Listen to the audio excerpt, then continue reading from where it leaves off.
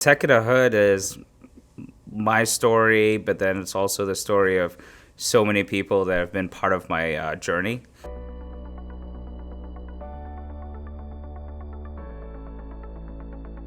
I actually started on the west side of Chicago, and when I first came to America, that was my first gig at a non-for-profit called the West Side Health Authority. I was hired as an assistant tech coordinator by Mr. Bashir Muhammad, and he's gonna be a guest on the show. So definitely keep an eye out, for Bashir's interview. A friend reached out and said, why don't you share, your story about, you being working in technology, the work that you've been doing and so on. And, there's not many Black Muslim technologists, that are out there that are vocal about what they do, that do storytelling, that do podcasts. But initially, the goal was actually to do a documentary. I went to Bashir and I said, hey, Bashir, what's going on? How's the company that we built, together back on the West Side after working at the West Side Health Authority in intelligence? He said, man, it's been 20 years and we're one of the oldest Black-owned managed service provider companies. And I was like, all right, so you want to take a shot at the doc series? I mean, we're living in the world of Netflix. And he was like, yeah, absolutely, let's do it. So I went online, man, and I started looking at domains and found Tech in the Hood. That was the sign, because it's just two brothers, working together, fixing the digital divide. I've known Bashir for, a long time. Bashir at the time was also sending me to do certain jobs at citizen leaders' homes. So I was going to people that I've never met before, strangers, and knocking on their door and asking them, hey, I have this thing that's called a web TV. Come in here to install it. Magically, it's gonna turn your TV into a computer, and magically you're gonna have something that's called an email. And so it was really, really interesting, because by doing that and doing it several blocks, it connected folks, and we created a social network, a local area network, but a social network nonetheless. Don't quote me on this, but I think it was Microsoft that came up with that technology. So if anyone's listening that's Gen Z and millennials, just say I'm old. That's fine.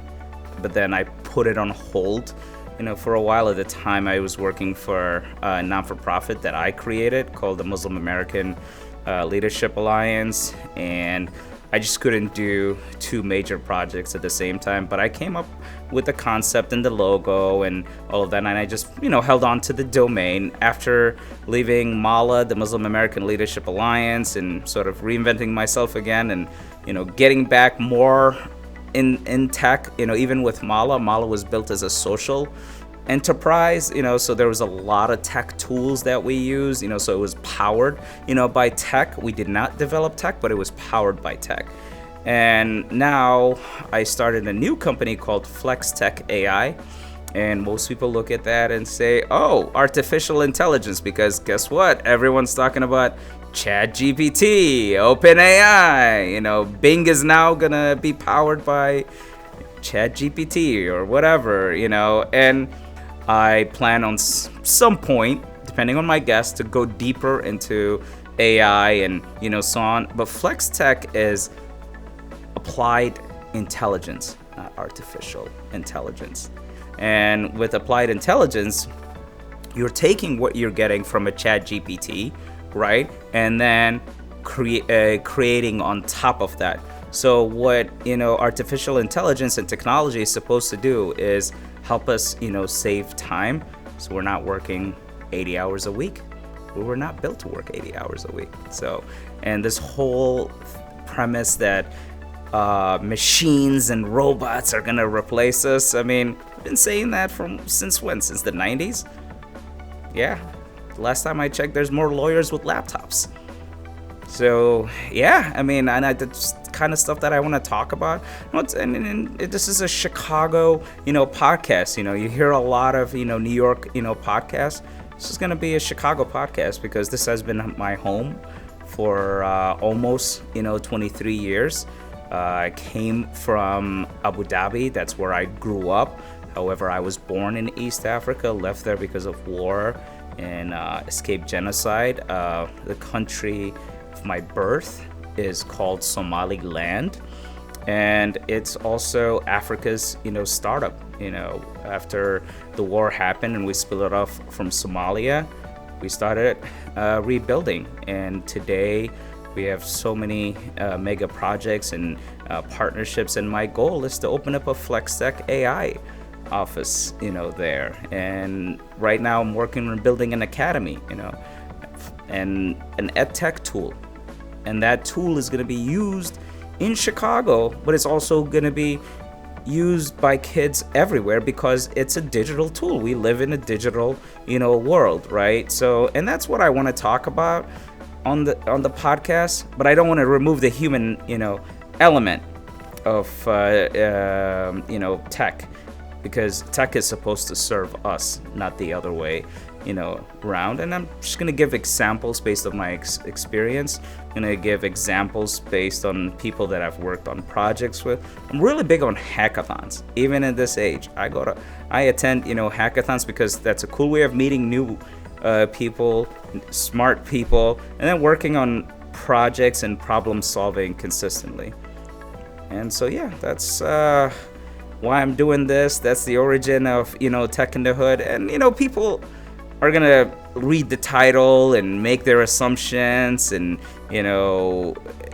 that's cool, but give us a chance, tune in, listen, hear out the people that I'm gonna have, and there's gonna be a lot to learn from, but also we want to learn from you.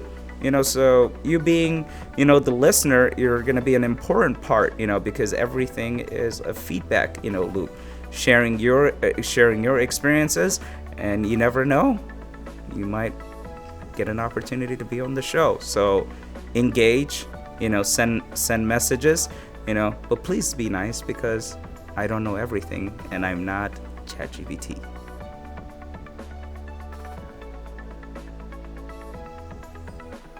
The name comes from a dear friend. I'm not gonna call him out, but at the time I was pissed when they called me Flex.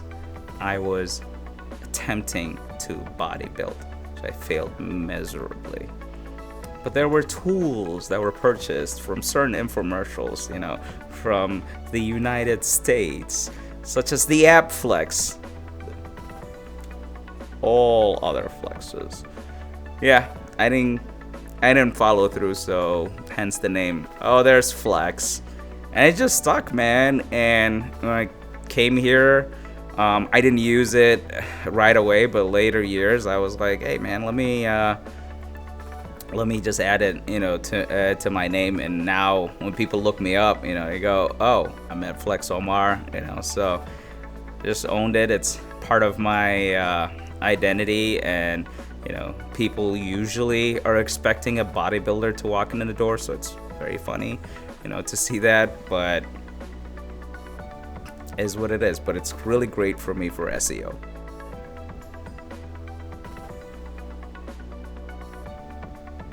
This podcast is for the young man that I recently met that's driving, an Uber, that is going to college, that is an immigrant, from Ghana, and he's looking at podcasts and I wish I had, someone who's of African heritage that I could listen to. And for me, that's who I'm targeting, because representation is important. And for them, if they're able to listen to someone that sounds like them, looks like them, it's different. It just hits different. And for that is my audience, is people that look like me, that want to hear my story, but also they want to hear stories of people that have been a part of my journey, because there's always this myth about being self-made, and that's not true. Not true. The best inventors, the best artists are professionals at copy and paste. They just put their signature on it, right? So, I mean, you look at even with technology, right?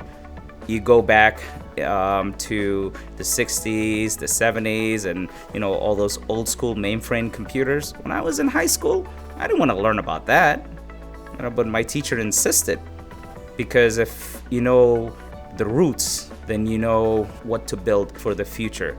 And I also got to give a shout out to my father, because when he bought my computer, he told me that if I break it, I'm going to be the one fixing it.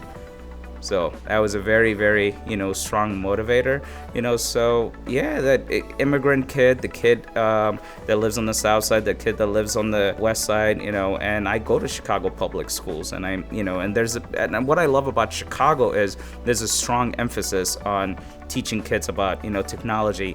In fact, I was at the event at Lane Tech when Apple CEO Tim Cook introduced the new Apple for Education. Guess what?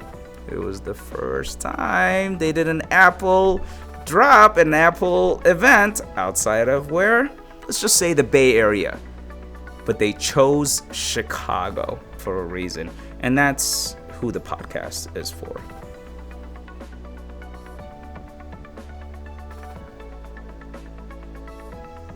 I'm here to inspire, right? But I also believe that technology is used in Chicago's south side and the west side.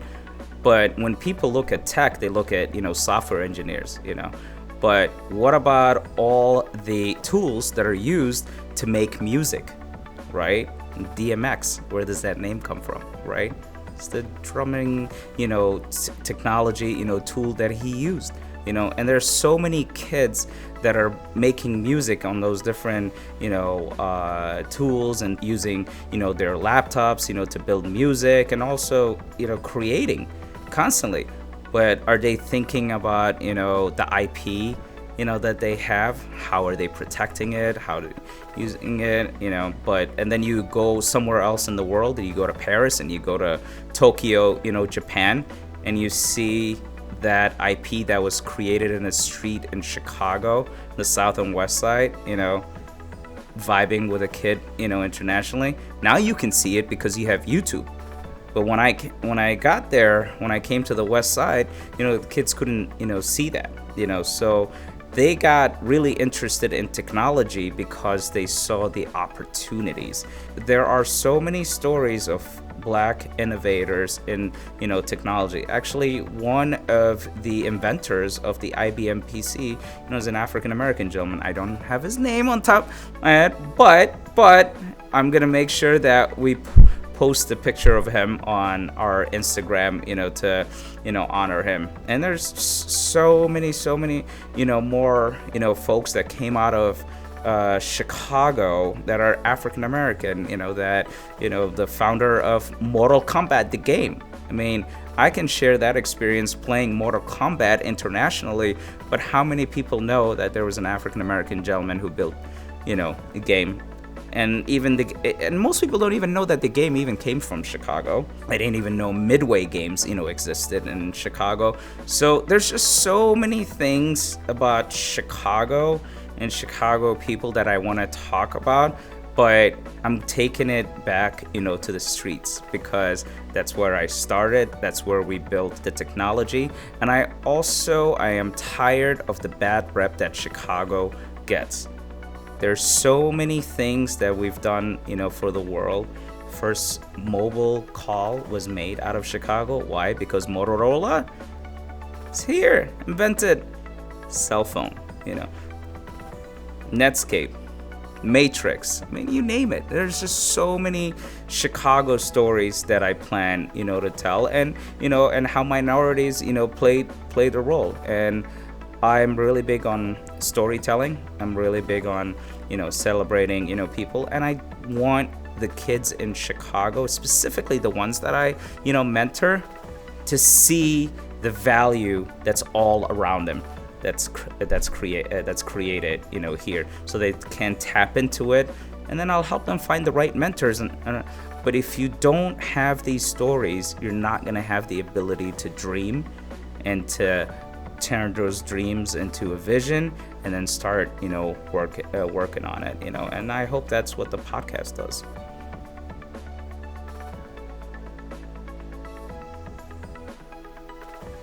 The guests that I'm gonna have on the show are going to be a mix, right?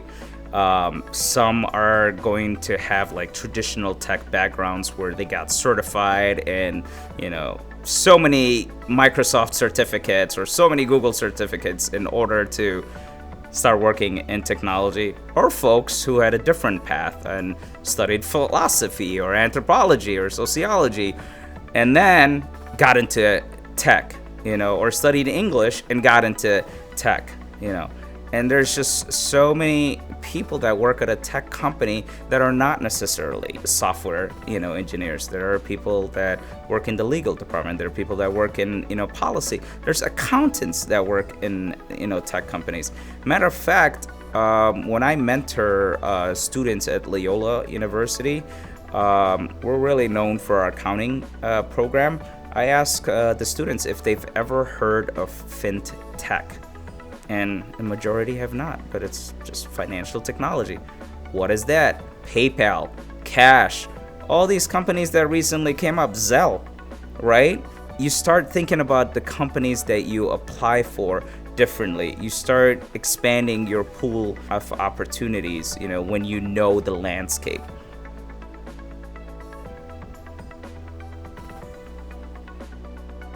Honestly, what I want people to learn from the show is just that you should also share your story, and not to be afraid to own your own narrative, because now we live in a digital world, and if you don't have your narrative out there written by you, who's gonna be the author? Somebody else.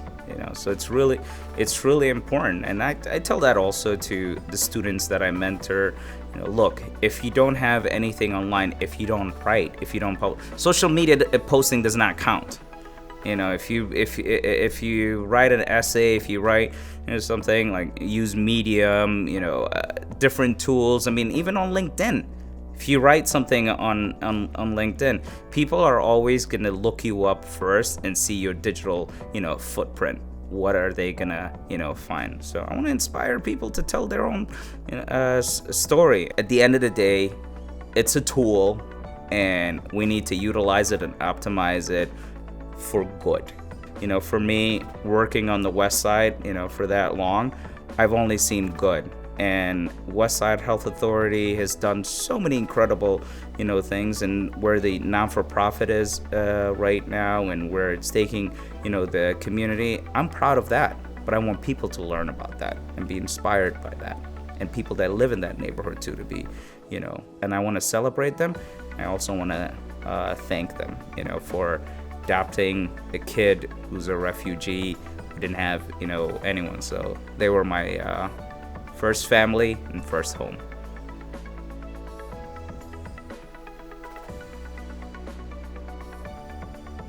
Tell me how this episode or the message that we're delivering relates, to you. Feel free to get, personal. But again, be nice. I have a really simple rule: no assholes allowed. It's really simple. So everyone, needs to be, nice and kinder, to each other. And that's what I want out of the show. Well, I'm really, really, really excited about launching the podcast, but also want to give a shout out, to all the people behind the scenes that helped me put this together. Too many to name, but obviously Sean Abdul, Brittany Abdul, Andrew McDonald, Tom, our producer, right? And so for me, it takes a village, to do this, type of work, and this is going to be quality, production. Might even knock out Joe Rogan. Kidding, Joe. I'm kidding, Joe. But that being, said, I'm excited for you guys to listen to the first episode. The gentleman that's I'm going to be interviewing is a living legend, and a lot of you are going to go and look up his Instagram, his social media, and you're gonna be wowed. But there is a personal story behind each individual that I'm interviewing, and that's what really matters to me. And just like everyone is learning on the show, I'm also learning, and I'm also gonna learn new things about people that I've been close with for a considerable amount of time. So tune in and definitely engage, because I won't know if I'm doing the right thing, and I'm not a narcissist. So just let me know how you guys feel, hearts, likes, and I think you don't have any other option. Tune in.